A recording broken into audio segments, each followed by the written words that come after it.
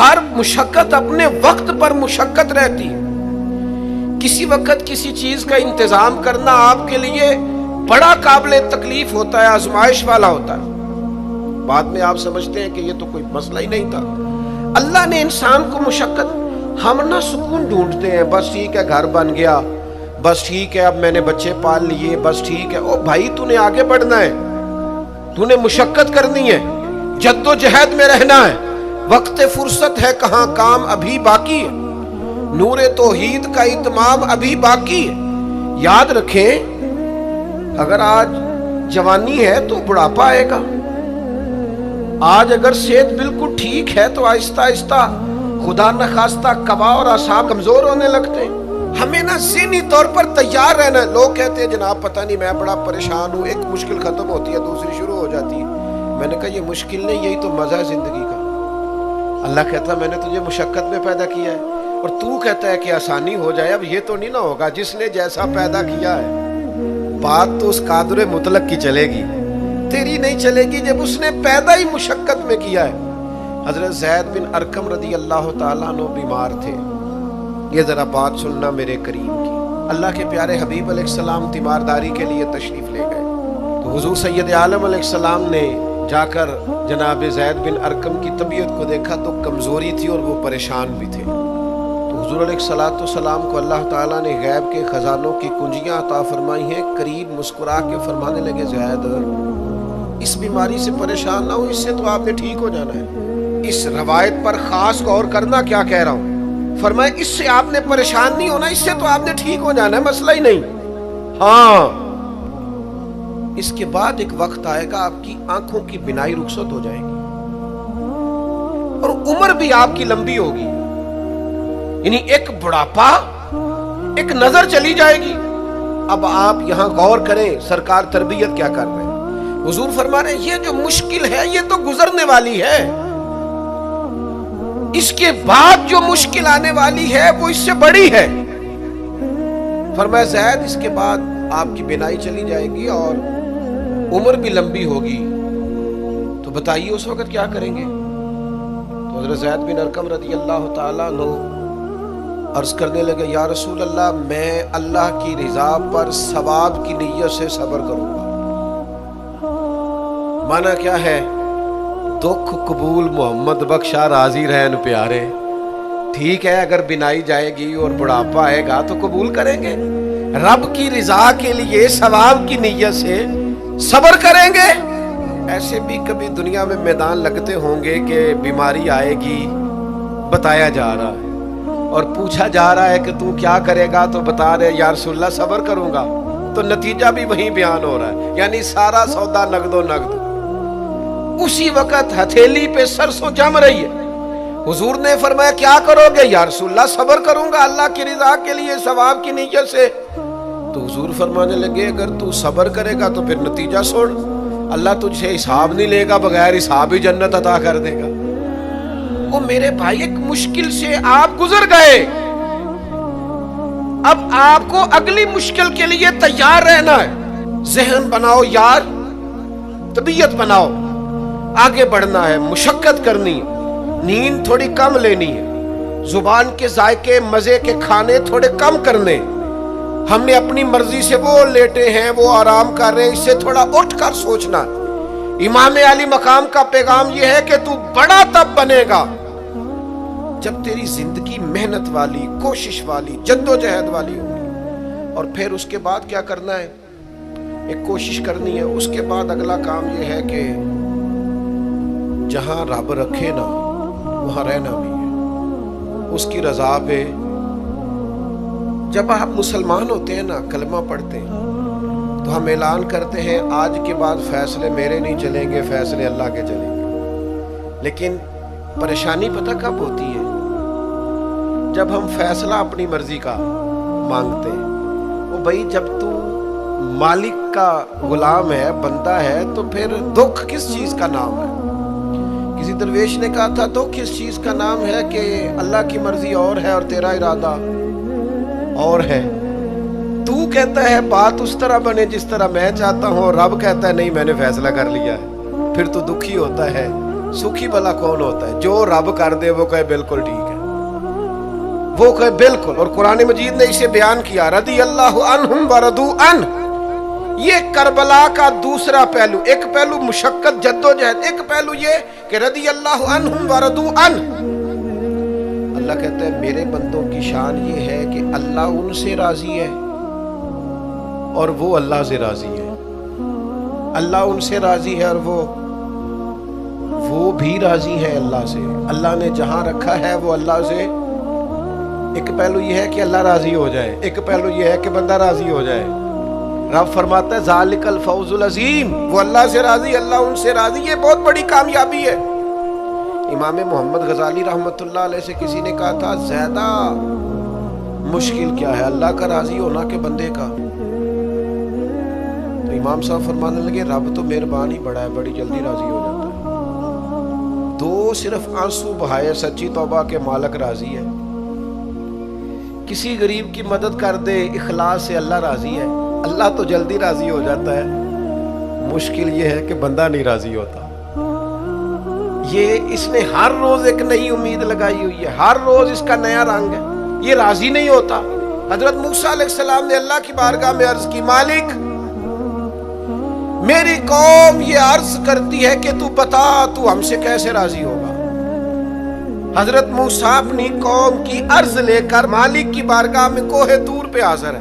او یارو اسے دل کی تختی پہ لکھ لینا.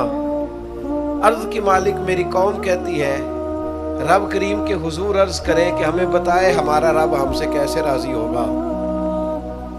تو حضرت کلیم کہتے ہیں جب رب کی بارگاہ میں عرض کیا تو مالک نے فرمایا ان سے جا کے کہو وہ مجھ سے راضی ہو جائیں، بس وہ راضی ہو جائے میں بھی ان سے راضی ہو جاؤں گا. حسین سب سے لاڈلے تھے. حسن کی بھی کیا بات ہے، امام علی مقام کی کیا بات، اور امام حسین سب کے لاڈلے تھے. لیکن جب امتحان دینے کی باری کربلا میں آئی تو اکیلے کھڑے تھے. نہ پشت پر نانا، نہ ہاتھ میں شیر خدا کی انگلی، نہ پلٹ کے جا کے ماں کے پلو میں چھپنے کا موقع، نہ حسن موجود ہے کہ بڑے بھائی سے مشورہ لے لیا جائے. کوئی نہیں.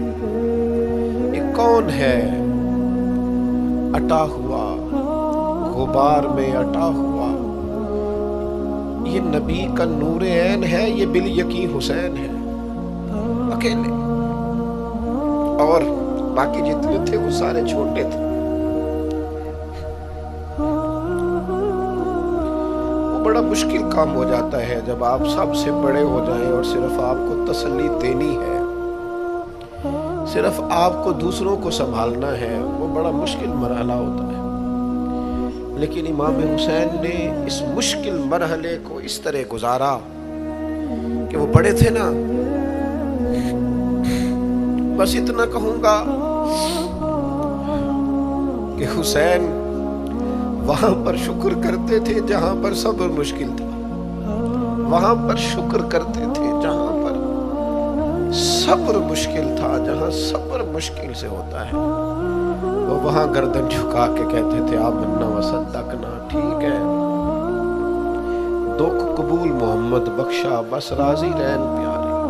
آپ اس بات کو یاد رکھیں اور اس کو اچھی طرح سمجھ لیں کہ آپ جب تک مزاج مشقت کا نہیں بناتے، ایک کے بعد دوسری، دوسری کے بعد تیسری، تیسری کے بعد چوتھی مشقتیں راہ دیکھ رہی، اور جو مشقتوں کے عادی نہیں وہ پھر پچھلی صفوں میں ہیں. جو مشقتوں کے عادی نہیں وہ پھر کسی صورت بھی نہ نام بنا سکتے ہیں نہ کام کر سکتے ہیں. جس کو آرام کرنا ہے، جس کو سکون سے سونا ہے، وہ منزل نہیں پا سکتا.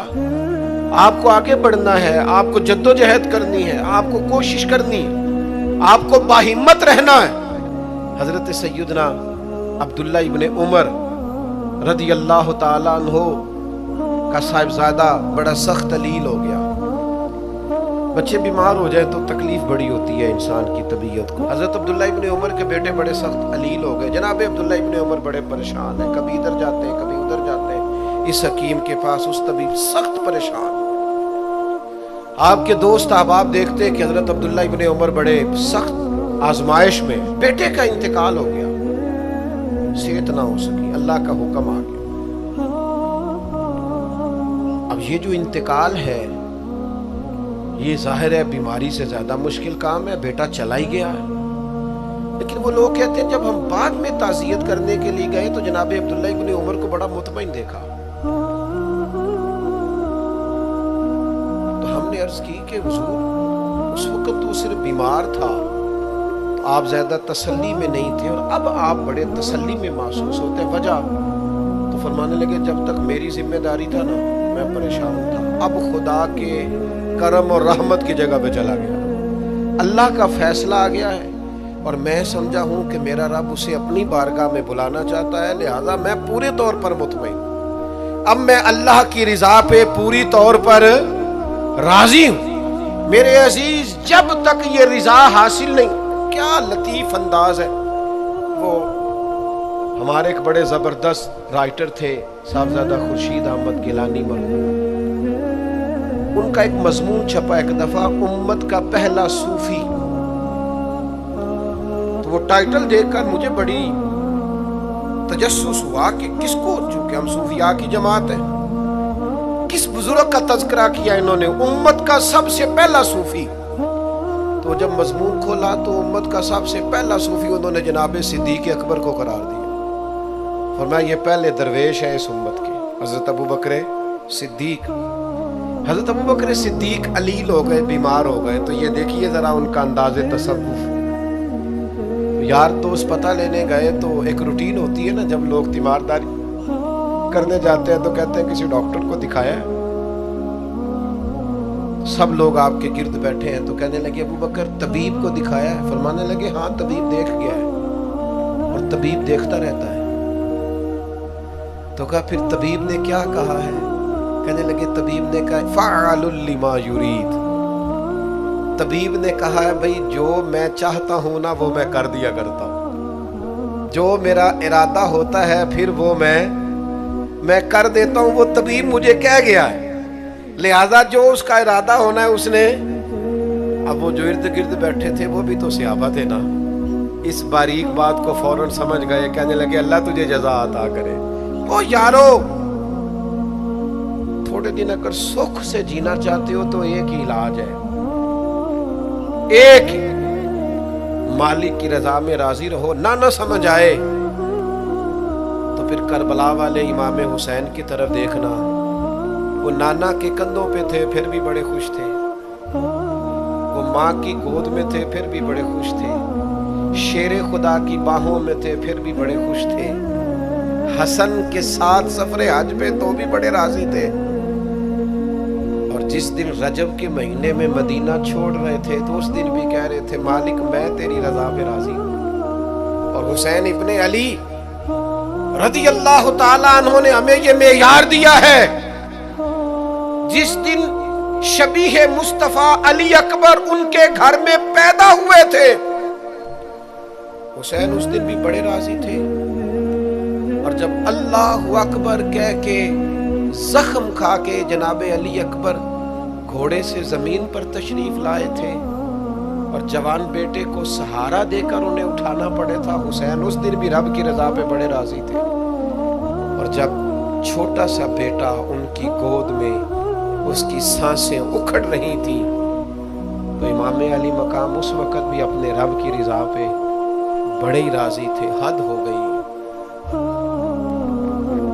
जिस गले को महबूब चूमते थे उस वक़्त भी हुसैन राजी थे। और जब उसी गले पे खंजर चल रहे थे तो इमाम अली मकाम ने ये नहीं कहा कि मालिक मेरा इतना इम्तिहान, आखिर मेरे मसले कब हल होंगे, मेरी मुश्किलात कब हल होंगी, आखिर किस वक़्त, ये नहीं फरमाया, बल्कि ये सारा कुछ सह के दोनों हाथ जमीन पे बिछा के सजदा शुक्र अदा करके कहा मालिक जहां तू रखे हुसैन वहां राजी है।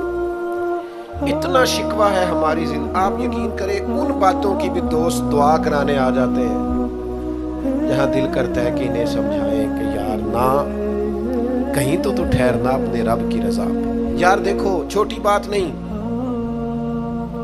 हजरत अनस बिन मालिक कहते हैं 10 साल मैंने नबी पाक के घर में नौकरी की है, 10 साल, 1 साल के बाद लोग उकता जाते हैं, सारा पता चल जाता है। उसके बाद वो चाहते नहीं रहती, बंदा पुराना हो जाता है। इकराम एहतराम इल्ला माशाअल्लाह वो नहीं रहता। फरमाते हैं 10 साल हुजूर के घर में नौकरी की, पूरे 10 साल, एक दफा भी रसूल पाक ने उफ नहीं कहा। फरमाते हैं ऐसा नहीं कि कभी कोई ऐसी बात नहीं हुई जिससे हुजूर नाराज हो। कई दफा ऐसे मौके आए, हुजूर ने किसी काम से भेजा, मैं जाके बच्चों के साथ खेलने लगा, महबूब आए, मैं डर गया, लेकिन हुजूर ने कुछ भी नहीं कहा, मुस्कुरा के फरमाया तुम्हें काम भेजा था, करके क्यों नहीं आए? ओ यार, आप ठहरे तो सही, इस्तकामत तो हो। जरा जरा सी बात पे बिलबिला उठना, तड़प जाना, हर चीज से उलझ जाना, ये बंदा मोमिन की शान नहीं। ताकतवर जिंदगी गुजारो, ताकतवर। एक तो ये कि मुशक्कत करनी है, दूसरा अल्लाह की रिजा पे राजी रहे, और तीसरी बात ये सोचे कभी जाती किस्म की नहीं बनानी, सोचे मिली किस्म की, कौमी आफाकी सोचें। इतने दोस्त हमारी खानका से वाबस्ता हैं, यहाँ किसी आस्थाने से वाबस्ता है, कुछ हमारे पास मदरसे में पढ़ते हैं, कहीं भी आप पढ़ते हैं। आपकी सोचें जब तक मिली और कौमी नहीं होती, आप बहुत ज्यादा भी बासलाहियत हैं तो आप कोई किरदार नहीं अदा कर सकते। आपको अल्लाह ने जो सलाहियत दी है वो दीन के लिए खर्च करें। कोई भी सलाहियत है आपकी, अजीज वसीउल ज़र्फी वसीउल मशरब, आप अपनी सलाहियत से कौमी फायदा करें। आप क्या मतलब मिली बातें, छोटी बातें, छोटा सा ज़हन, छोटी सी बात, आप वसी बात करें। इमाम बुखारी लिख गए, एक मखसूस फिक़्ह के मुकल्लिद थे इमाम साहब, लेकिन उन्होंने बुखारी में ये रंग ने इख्तियार किया कि जो किसी और मसलक पर चीजें दलाइल करती हैं, फिक़्ह के मसलक की बात कर, किसी और मशरब पर तो मैंने लेनी नहीं। उन्होंने काम किए तो कौमी सतह के किए, छोटे छोटे ज़हन, छोटी छोटी बातें। हमारा ही मदरसा नहीं, दुनिया में मदरसे, हमारी खानका नहीं, दुनिया में खानका है। हम अगर एक दूसरे से लोगों को तोड़ने लगेंगे तो मिली काम नहीं होगा। हम घर नहीं बनाना चाहते, हम रसूलुल्लाह का दीन तामीर करना चाहते हैं, दीन इस उम्मत के अंदर लाना चाहते हैं, नाफिज करना चाहते हैं। तो हम तो थोड़े से लोग हैं काम करने वाले जो पूरी दुनिया में काम कर रहे हैं, कहीं भी कोई काम कर रहा है। हम नबी पाक का दीन लाना चाहते हैं तो हम तो हर एक को सपोर्ट करते हैं, जो थोड़ा सा भी काम कर रहा है उसे सपोर्ट करते हैं। मेरी आपसे गुजारिश है, जिस काज के लिए इमाम हुसैन ने जान दी थी ना, उस काज पर काम करने की जरूरत है। अब क्या करने की जरूरत है? अब वो पैगाम जो इमाम अली मकाम का पैगाम, दीन के लिए काम करें, बेहयाई के खिलाफ, उरियानी के खिलाफ, बेदीन कुव्वतों के खिलाफ। लोगों को सुकून मिलेगा, उन्हें कायल करें कि सुकून तुम्हें नमाज में मिलेगा, इबादत में मिलेगा, दयानतदारी में सुकून है, कनात में सुकून है, इज्जत नफ्स और खुददारी में जो तुम्हारे लिए अल्लाह ने रखा है उसमें सुकून है। लूट के खाओगे तो सुकून नहीं मिलेगा। मेरे भाई, इस सारे पैगाम को आम करने की जरूरत है, फैल जाए दुनिया में। और जिस तरह अपने हक में लोगों को कायल करते हो ना, कोई मजबूरी बन जाए, इस तरह लोगों को दीन के हक में कायल करें। मिन्नत करके बेनमाजी को नमाजी करें, मिन्नत करके जो दीन से दूर है उसे दीन के करीब करें। आप कोशिश करें कि फरोगे दीन हो, जहां मस्जिद नहीं तामीर मस्जिद में किरदार अदा कर। अपने लहजों से हर थकावट उतार के आगे बढ़ो, मिली कौमी सोचें पैदा करो। हमने इस वतन को भी तामीर करना है, दीन के लिए हमने अपने आप को पेश करना है जिस हद तक हो सके। और दीन की तबलीग का सबसे बेहतरीन तरीका ये है। इमाम जाफर सादक से किसी ने कहा था, मैं दीन की तबलीग करना चाहता हूँ, क्या करूँ? पैगाम इमाम हुसैन कॉन्फ्रेंस में बात खत्म करते वक्त इमाम हुसैन के पोते की बात सुना रहा हूँ। कहा, हुजूर दीन की तबलीग करना चाहता हूँ, क्या करूँ? फरमाने लगे, दीन पे अमल करना शुरू कर दे। ये दीन की तबलीग। آپ کا اچھا اخلاق یہ دین کی تبلیغ ہے، آپ کا معاف کرنے کا جذبہ یہ دین کی تبلیغ ہے، آپ کی خیر خواہی، لوگوں کا بھلا کرنا یہی دین کی تبلیغ ہے۔ صرف تقریر سے تبلیغ نہیں کریں آپ کا عمل اور کردار یہ دین کی تبلیغ ہے۔ آپ اپنا انداز زندگی بدل جائیں، انداز خوبصورت کر جائیں، یہ دین کی تبلیغ شروع ہو جائے گی۔ 3 باتیں آپ کی خدمت میں رکھی ہیں اس پورے گفتگو کا نتیجہ۔ ایک تو زندگی مشقت والی، محنت والی، جد و جہد والی۔ یہ جو نوجوان آرام ڈھونڈتے ہیں نا، سکون، اقبال کہتے ہیں لہو مجھ کو رلاتی ہے جوانوں کی تن آسان، یہ تیار ہو جائیں۔ مشقت، جد و جہد، کوشش، اور دوسری بات اس کوشش کے بعد بھی رب جو فیصلہ کرے رب کے فیصلے پر راضی رہیں، مقام تسلیم و رضا والی زندگی گزاریں۔ اور تیسری گزارش، سوچیں سطحی نہیں، ذاتی نہیں، عالمی سوچیں۔ میں بڑے درد سے یہ بات عرض کروں، لوگ اپنی ذات کے لیے دین کا استعمال کرتے ہیں، اپنی ذات کے لیے۔ جو میرا ذاتی مخالف ہے میں اسے یزید کہہ دیتا ہوں، میرا ذاتی مخالف۔ ہمارا ذاتی مخالف ہوتا ہے، ہم کہتے ہیں بے ایمان ہو گئے، وہ خدا کے بندے تیرے سے اختلاف ہوا ہے، تو اسے یزید تو نہ بنا، اتنی بڑی لعنت کا توق تو نے گلے میں ڈال دیا۔ اگر وہ یزید ہے تو اپنے آپ کو کیا سمجھتا ہے؟ اپنا پھر تو نے درجہ کیا بنا؟ اتنی جلدی نہیں، قومی سوچیں پیدا کریں، کوشش کریں کہ آپ ملی کام کریں، آپ لوگوں کو جوڑیں۔ آفاقی تعلیمات ہیں اسلام کی، ان آفاقی تعلیمات میں آپ اپنا وقت گزاریں گے تو آپ محسوس کریں گے زندگی بڑی خوبصورت ہو گئی۔